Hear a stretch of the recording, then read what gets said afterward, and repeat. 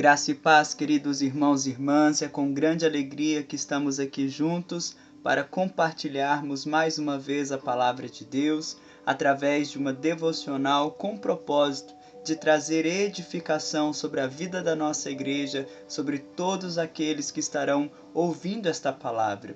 Eu creio que você está ouvindo este momento, esta devocional, porque o Espírito Santo de Deus deseja ministrar algo novo sobre a sua vida. E é nessa expectativa de ouvir a voz de Deus que eu quero te convidar, meu querido irmão e irmã, vamos juntos fazer a leitura no Evangelho de Mateus, no capítulo 8, a partir do verso 5 em diante, a cura do criado de um centurião. Mateus, capítulo 8, a partir do verso 5 ao 13, assim nos diz a palavra. Tendo Jesus entrado em Cafarnaum, apresentou-se-lhe um centurião, implorando: Senhor, o meu criado jaz em casa, de cama, paralítico, sofrendo horrivelmente. Jesus lhe disse: Eu irei curá-lo. Mas o centurião respondeu: Senhor, não sou digno que entres em minha casa, mas apenas manda uma palavra e o meu rapaz será curado. Pois também sou homem sujeito à autoridade, tenho soldados às minhas ordens, e digo a este: vai, e ele vai. E a outro: vem, e ele vem. E ao meu servo: faz isto, e ele o faz. Ouvindo isto, admirou-se Jesus e disse aos seus seguidores: Em verdade vos afirmo, que nem mesmo em Israel achei fé como esta.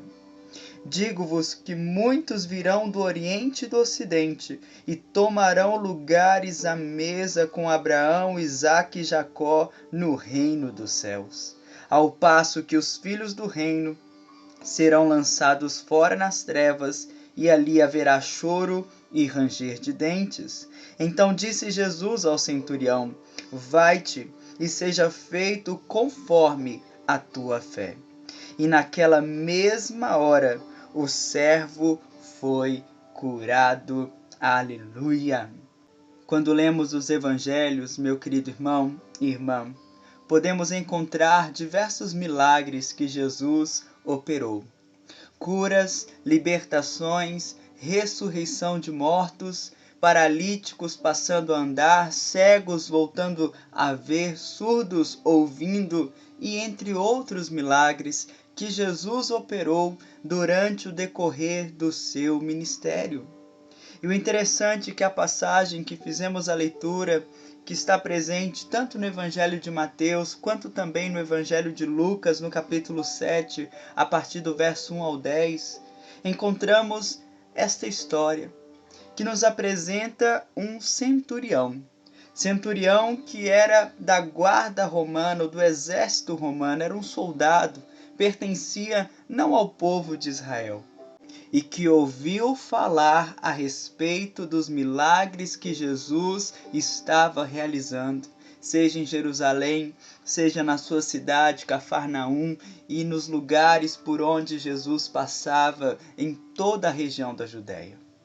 Porque este centurião, ao descobrir que Jesus estava na sua cidade, ele correu ao encontro do Senhor, se prostrou diante dele, e a expressão do texto bíblico nos mostra que este centurião, mesmo sendo homem revestido de autoridade, respeitado naquela cidade, provavelmente com muitos outros soldados à sua ordem, como ele mesmo irá destacar, sou um homem sujeito à autoridade.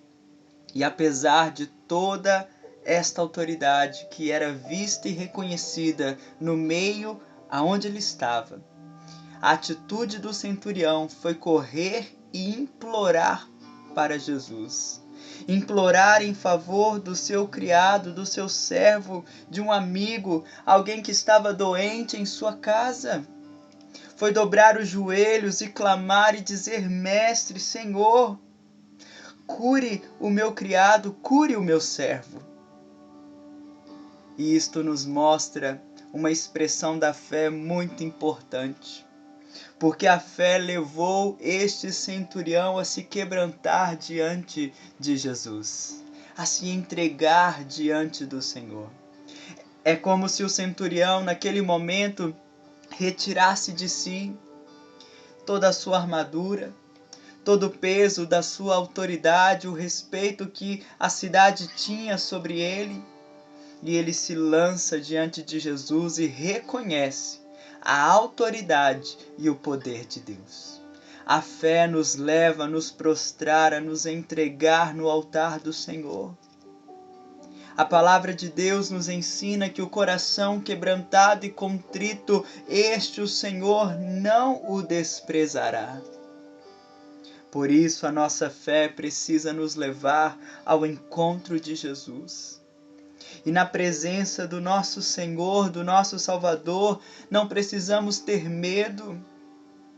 Com sinceridade do coração, precisamos clamar, implorar e buscar a sua face para sermos curados, perdoados, transformados. Diante de Jesus, temos que nos despir da nossa própria autoridade ou convicção, ou seja, retirar aquilo que nos leva a pensar que podemos fazer algo com as nossas próprias forças e lançar diante do Senhor a nossa vida e dizer: Jesus, sem ti eu nada sou, sem ti eu nada tenho, sem ti eu nada posso fazer. Porque a autoridade que precisa ser reconhecida nas nossas vidas é a autoridade de Deus. Afinal, quando olhamos para Jesus, declaramos que Ele não é apenas um Deus distante.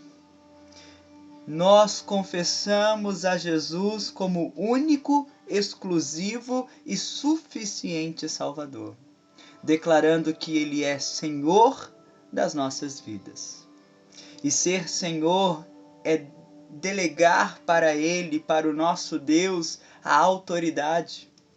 É permitir que a nossa vida esteja debaixo do controle, do favor de Deus, da direção e do mover do Espírito Santo. Por isso, meu querido irmão e irmã, uma pessoa de fé é aquela que se rende ao poder de Deus. E este centurião então começa a dizer: Mestre, Senhor, o servo na minha casa está doente, paralítico, está sofrendo horrivelmente. E então Jesus declara, logo após ouvir o relato do centurião, dizendo: Eu irei curá-lo.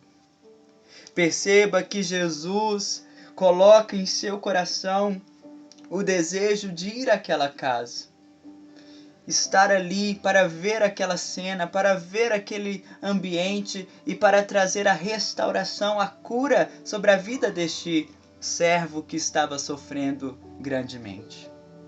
Mas o centurião, ouvindo que Jesus iria à sua casa, ele sendo um soldado romano, revestido de autoridade, tendo em suas mãos a autoridade sobre outras pessoas, logo ele diz: Senhor, não sou digno que entres em minha casa, mas apenas manda uma palavra e o meu rapaz será curado. Veja que a fé deste centurião era apenas uma palavra. Ele creu que Jesus tinha todo o poder acima de qualquer enfermidade que estava sobre o seu servo. E ele então declara a Jesus: o Senhor não precisa ir na minha casa, eu não sou digno que o Senhor entre no meu lar, entre na minha casa. Manda uma palavra e é suficiente. Será que estamos esperando o Senhor responder 1, 2, 3, 4, 5 vezes? Será que a palavra de Deus, neste momento em que estamos participando, ouvindo esta devocional, a palavra de Deus te basta? É suficiente? É suficiente para minha fé, meu irmão, minha irmã? Precisamos refletir. Porque muitas vezes queremos provas, queremos sinais, queremos sentir algo, queremos ver para crer como Tomé, queremos ter uma sensação para acreditar, sendo que o centurião, mesmo não sendo um judeu, mesmo não nascendo em Israel, sendo romano, alguém que não andou com Jesus, mas que creu no poder de Deus, porque viu os milagres ou ouviu falar dos milagres, o centurião nos ensina que a palavra de Deus é suficiente para a nossa fé. Não é necessário outras coisas.